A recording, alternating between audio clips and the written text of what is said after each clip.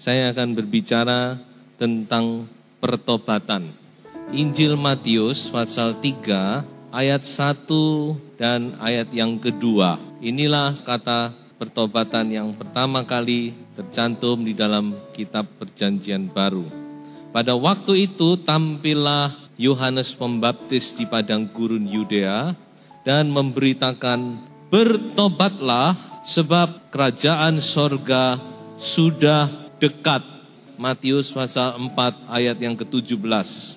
Sejak waktu itulah Yesus memberitakan, "Bertobatlah sebab kerajaan sorga sudah dekat." Saudara perhatikan, berita pertama yang disampaikan oleh Yohanes Pembaptis maupun oleh Tuhan Yesus adalah berita pertobatan.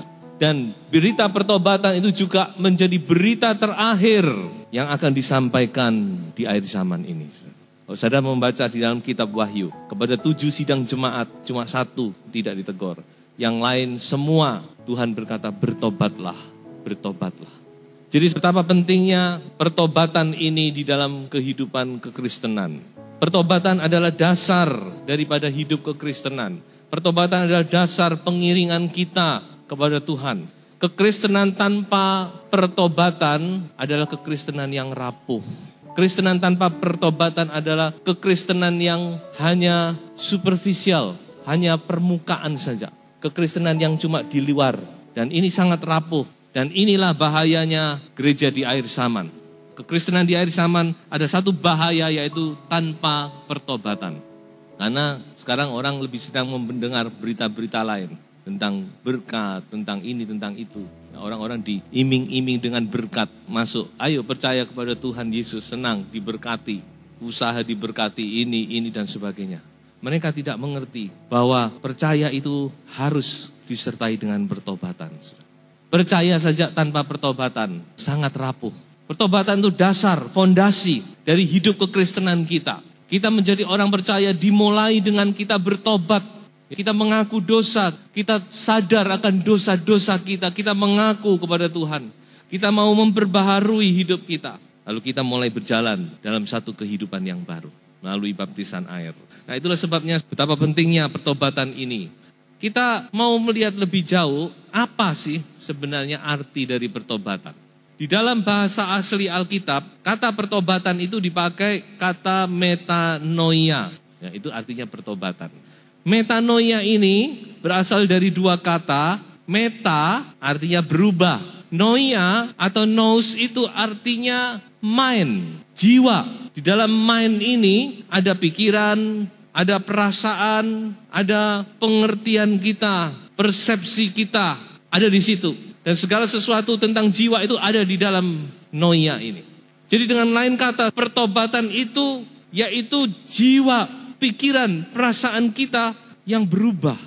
Jadi pertobatan itu harus dimulai dari jiwa kita, dari pikiran kita. Kita sadar, iya, aku sudah keliru. Aku berbuat gini menyakiti hati orang lain.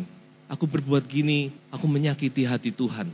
Aku berbuat gini, aku sudah mengorbankan istri, anak-anak. Aku sudah jahat kepada suami. Aku tidak hormat. Jadi sadar, sudah pikiran sadar dulu. Makanya di dalam bahasa Mandarin, kata pertobatan itu pakai kata hui kai. Hui itu artinya ho hui, menyesal. Kai artinya kai pian, berubah.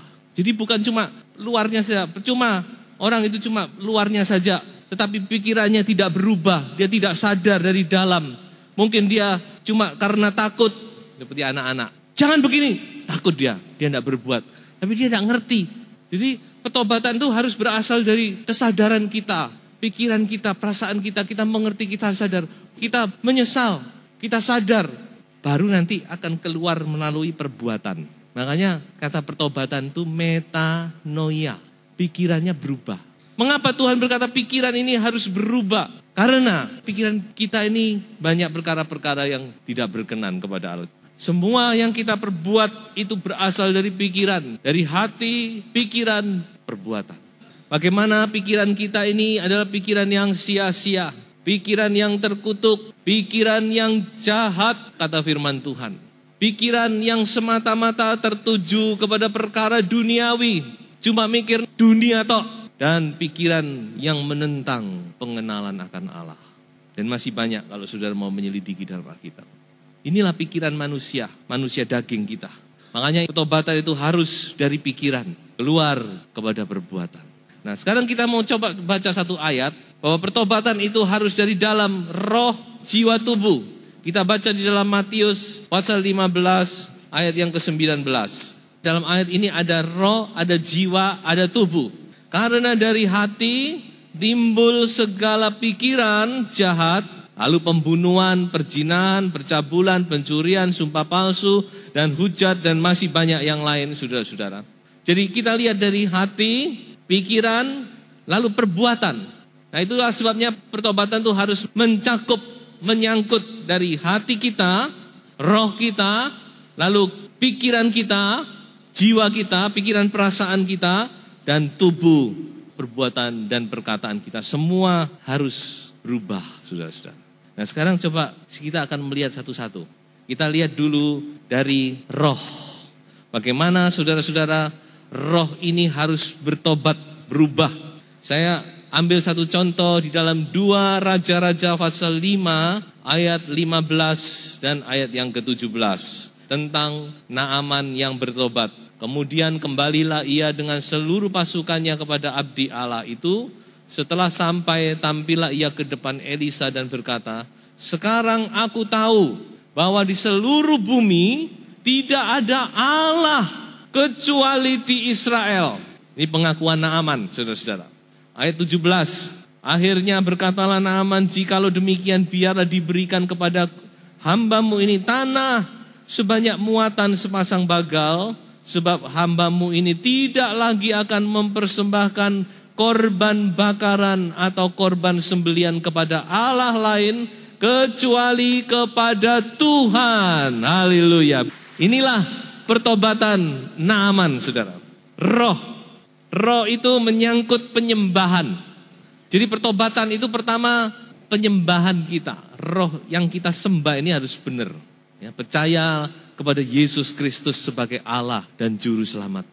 Saudara percaya kepada Yesus, berjalanlah terus. Saudara sudah benar, iman saudara benar. Yakinlah, saudara melangkah pada jalan yang benar. Jadi inilah saudara-saudara pertobatan roh. Ini adalah dasar. Karena penyembahan kita keliru, hidup kita pasti akan juga salah. Kita lihat satu contoh lagi. Di dalam Keluaran 18 ayat 10. Tentang Yitro, mertua Musa. Yitro ini dikatakan adalah seorang imam, tapi dia bukan imamnya Tuhan, saudara. Dan saya percaya Musa sudah berdoa untuk Yitro 40 tahun, saudara. Karena dia sudah menjadi menantu Yitro 40 tahun. Dia sudah berdoa untuk Yitro, Tuhan, supaya mertuaku ini bisa mengenal Engkau. Kalau kata Yitro, terpujilah Tuhan yang telah menyelamatkan kamu dari tangan orang Mesir dan dari tangan Firaun. 11, sekarang aku tahu bahwa Tuhan lebih besar dari segala Allah. Sebab ia telah menyelamatkan bangsa ini dari tangan orang Mesir. Karena memang orang-orang ini telah bertindak angkuh terhadap mereka. Ayat 12. Dan Yitro mertua Musa mempersembahkan korban bakaran dan beberapa korban sembelian bagi Allah. Lalu Harun dan semua tua-tua Israel datang untuk makan bersama-sama dengan mertua Musa di hadapan Allah. Puji Tuhan. Akhirnya Yitro bertobat. Sebab itu jangan putus asa, saudara-saudara. Amin. Ya, berdoa terus. Kalau ada suami-suami yang belum bertobat, anak yang belum bertobat, berdoa, saudara-saudara, supaya Tuhan sendiri bekerja dan mereka mengaku bahwa hanya Yesus Kristus adalah Tuhan dan Juru Selamat. Nah, inilah saudara-saudara pertobatan roh kita bertobat. Menyembah kepada Allah yang benar, meninggalkan penyembahan-penyembahan yang lain. Saudara-saudara, tinggalkan hal-hal yang lain. Tinggalkan segala berhala dan sebagainya. Sembahlah Tuhan Yesus Kristus, Allah yang hidup, Allah yang satu-satunya. Sekarang kita melihat jiwa, roh jiwa. Jiwa harus berubah, pikiran kita harus berubah, perasaan kita diubah oleh Tuhan. Kita lihat sekarang satu ayat di dalam Filipi pasal 3, ayat 7 dan ayat yang ke-8. Tetapi apa yang dahulu merupakan keuntungan bagiku, sekarang kuanggap rugi karena Kristus. Ayat yang ke-8, malahan segala sesuatu kuanggap rugi karena pengenalan akan Kristus Yesus Tuhanku lebih mulia daripada semuanya, dan seterusnya. Saya lihat bagaimana Paulus bertobat. Kita tahu kehidupan Paulus sebelumnya, bagaimana Paulus itu. Tapi setelah dia bertobat, dia sekarang punya persepsi yang baru, punya satu nilai hidup yang baru. Segala sesuatu yang tadinya dia anggap, wah ini luar biasa, inilah tujuan hidup. Sekarang dia anggap itu sampah, tidak ada artinya. Cara berpikirnya berubah. Inilah yang sedang Allah kerjakan dalam setiap kehidupan kita. Karena waktu kita percaya kepada Tuhan, Tuhan mengubah, tapi belum tuntas.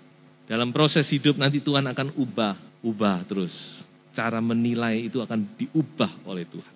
Kalau tadinya mungkin orang itu cuma jen. Sekarang dia sudah tidak. Oh, itu masih nomor sekian. Yang penting cari Tuhan nomor 1. Amin. Haleluya. Jadi ini saudara-saudara berubah. Cara penilaian kita, pemikiran kita, persepsi kita berubah. Ini kalau Paulus, sekarang kita lihat bagaimana dengan Petrus. Kebetulan ini hamba-hamba Tuhan, berarti hamba Tuhan harus berubah juga. Anak Tuhan harus berubah, semua harus berubah. Kisah para Rasul 10 ayat 34, bagaimana Tuhan mengubah pengertian Petrus. Lalu mulailah Petrus berbicara, katanya, sesungguhnya aku telah mengerti bahwa Allah tidak membedakan orang. Saudara lihat, Tuhan mengubah Petrus. Apakah Petrus perlu berubah? Perlu. Kalau Paulus, tidak usah diomong. Orang berkata, oh kalau Paulus harus berubah. Dia dulunya begini, kejam, bengis, kasar dan sebagainya. Dia harus berubah. Lalu Petrus bagaimana? Petrus juga harus berubah, saudara. Ya, memang Petrus lain dengan Paulus. Tapi sudah ada hal-hal yang Tuhan mau ubahkan di dalam hidup Petrus. Sebelum dia berjalan melangkah lebih jauh sebagai pemimpin gereja. Salah satunya di dalam Kisah para Rasul pasal 10 ini, yaitu bagaimana saudara-saudara Tuhan mengubah persepsinya, pengertiannya. Kita harus maklum saudara-saudara. Karena Petrus ini orang Yahudi. Dan dia selalu berkecimpung di orang Yahudi. Dan kita harus tahu orang Yahudi itu punya superioritas kesukuan. Orang Yahudi selalu menganggap dirinya nomor 1 di dunia. Bangsa pilihan Allah. Nah ini yang Tuhan sedang sentuh dalam pribadi Petrus. Dan tidak ada orang yang bisa mengubah kecuali Tuhan sendiri, saudara. Dengan cara yang supranatural Tuhan nyatakan kepada Petrus, ini Petrus. Lalu dia sekarang mengerti, oh berarti Tuhan itu tidak membeda-bedakan orang, saudara. Kita pun harus berubah, saudara. Ada kadang-kadang serasa kesukuan, superioritas kesukuan itu ada setiap suku. Ya, tidak ada orang yang mau direndahkan, tapi kita harus berubah, saudara-saudara. Saya percaya setiap suku itu punya kelebihan dan kekurangan. Amin. Tidak ada yang sempurna. Itulah sebabnya ya, ada hal-hal yang Tuhan sedang ubah dan Tuhan akan ubah dalam kehidupan kita. Tuhan akan bawa kita kepada pengalaman-pengalaman di mana kita harus mulai mengenal Allah seutuhnya. Kita harus berubah. Di dalam Galatia pasal 2 ayat 11 sampai 14. Kita lihat lagi bagaimana Petrus ditegur oleh Paulus. Galatia pasal 2 ayat 11 sampai ayat 14. Petrus ditegur oleh Paulus karena apa? Karena sikapnya yang munafik. Paulus, dia tegas, dia tegur Petrus. Siapa yang berani menegur Petrus? Tapi Paulus dipakai oleh Tuhan. Dan saya yakin Petrus pun sadar dan bertobat. Kita harus siap berubah, siap diubah. Dengan lain kata siap untuk bertobat, saudara-saudara. Hari-hari ini saya yakin Tuhan akan membawa kita untuk kita lebih mengerti Tuhan. Oh, mengenal Tuhan begini. Dan kita harus siap perasaan pikiran kita diubah oleh Tuhan. Persepsi kita, anggapan kita diubah sesuai dengan apa yang Tuhan mau. Nah saudara-saudara, jiwa berubah, pikiran berubah, perasaan berubah, persepsi berubah. Dan yang terakhir yaitu tubuh. Tubuh ini berbicara tentang perbuatan dan perkataan. Harus berubah saudara-saudara. Yang ini biasanya paling kelihatan. Saudara, bagaimana Tuhan itu juga mau pertobatan kita ini dari dalam mengalir keluar. Bukan cuma roh kita benar, penyembahan kita benar. Tapi pikiran kita juga diubah oleh firman Tuhan. Dan di dalam perbuatan dan perkataan kita itu nyata. Jadi juga bukan cuma abstrak, tidak kelihatan, tapi nyata. Saya mencari ada 3 contoh di sini. Bagaimana dalam Lukas pasal 5, Lewi, seorang pemungut cukai, diubah. Dia menjadi pengikut Kristus, menjadi murid Yesus. Salah satu dari 12 rasul dan dialah yang menulis Injil Matius. Itu Lewi, dia berubah. Tuhan luar biasa bukan? Haleluya. Dia bisa memakai pemungut cukai, dia bisa memakai saya dan saudara untuk kemuliaan namanya. Yohanes 4 ayat 28, perempuan Samaria. Perempuan Samaria diubah oleh Tuhan. Hidupnya tidak benar saudara-saudara. Hidupnya tidak karu-karuan saudara. Tetapi bagi Tuhan tidak ada yang mustahil. Tuhan ubah kehidupannya. Dalam sekejap Tuhan ubah. Dia menjadi saksi dan dia menyelamatkan banyak orang. Saya yakin perempuan Samaria ini, walaupun tidak ceritakan dalam Alkitab, dia bertobat, dia mengambil jalan yang benar. Dia tinggalkan cara hidupnya yang lama. Dan contoh yang ketiga, pertobatan yang paling spektakuler, pertobatan Sakeus. Lukas 19 ayat 1-10.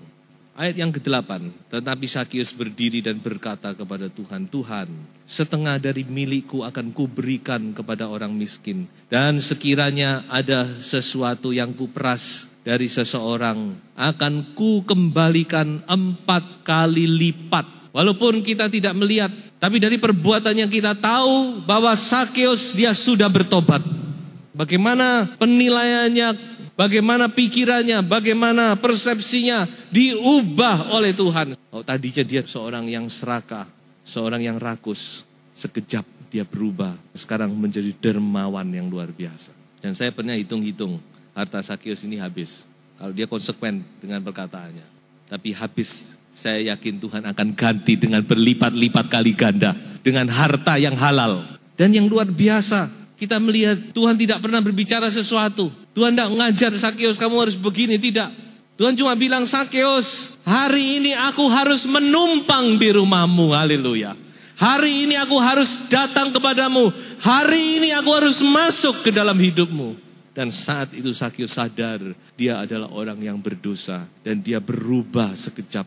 Hari ini Tuhan mau masuk dalam hidup saudara. Kalau saudara membuka hati saudara. Sebab itu luar biasa. Pertobatan itu dari dalam mengalir keluar. Harus ada perbuatan yang nyata. Mengapa seseorang perbuatannya tidak berubah? Karena pikirannya belum berubah. Dengan lain kata orang tersebut sebenarnya belum bertobat. Makanya perbuatannya masih itu saja, itu saja. Dan orang yang belum bertobat ada bahaya. Kita lihat satu ayat. Lukas pasal 3 ayat 8 ayat 9. Perkataan Yohanes Pembaptis. Jadi hasilkanlah buah-buah yang sesuai dengan pertobatan. Ini berbicara tentang masalah perbuatan yang nyata dari hidup pertobatan kita. Itu harus nyata. Buah yang bisa dinikmati. Ayat 9, kapak sudah tersedia pada akar pohon. Dan setiap pohon yang tidak menghasilkan buah yang baik akan ditebang dan dibuang ke dalam api. Ini adalah hal yang perlu kita camkan. Terakhir, kapan kita harus bertobat? Coba kita baca Roma 12 ayat yang kedua. Janganlah kamu menjadi serupa dengan dunia ini, tetapi berubahlah oleh pembaharuan budimu, sehingga kamu dapat membedakan manakah kehendak Allah, apa yang baik, yang berkenan kepada Allah, dan yang sempurna. Firman Tuhan berkata kita harus berubah. Berubah oleh apa? Pembaharuan budi. Budi di sini dipakai kata noia. Dalam ayat lain dikatakan pikiran yang terus menerus diperbaharui, terus menerus. Berarti saudara, pertobatan itu bukan sekali. Waktu kita percaya Tuhan bertobat sudah beres. Memang itu ada pertobatan awal. Tetapi kita melihat bahwa Tuhan sedang memproses kita. Pikiran kita diubah. Terus diubah oleh firman Tuhan. Terus diproses. Berubah. Terus berubah. Sampai kita memiliki yang dikatakan Filipi pasal 2 ayat 5. Pikiran dan perasaan yang ada di dalam Yesus Kristus. Itu Filipi 2. Hendaklah dalam hidupmu bersama kamu menaruh pikiran dan perasaan yang ada dalam Yesus Kristus. Inilah yang sedang dikerjakan oleh Tuhan. Lewat firman-Nya, lewat roh-Nya. Dia terus mengubah kita. Jadi dengan lain kata saudara-saudara, pertobatan itu harus menjadi gaya hidup orang Kristen. Dunia punya gaya hidup, tapi kita orang Kristen juga punya gaya hidup. Dan gaya hidup kita adalah gaya hidup pertobatan, saudara-saudara. Di mana Allah menyadarkan kita mau berubah. Saya tidak tahu, sementara saudara mendengar firman, apa yang Tuhan sedang kerjakan dalam hati dan pikiran saudara. Tapi kalau saudara rasakan itu, mari kita sambut hal itu, saudara. Kita mau berubah, tinggalkan yang lalu. Saya berkata, percayalah bahwa Anda berada di jalur yang tepat. Teruslah berjalan di dalam Yesus Kristus sampai Maranatha, Tuhan Yesus datang kembali dan menjemput kita bersama-sama masuk ke dalam sorga.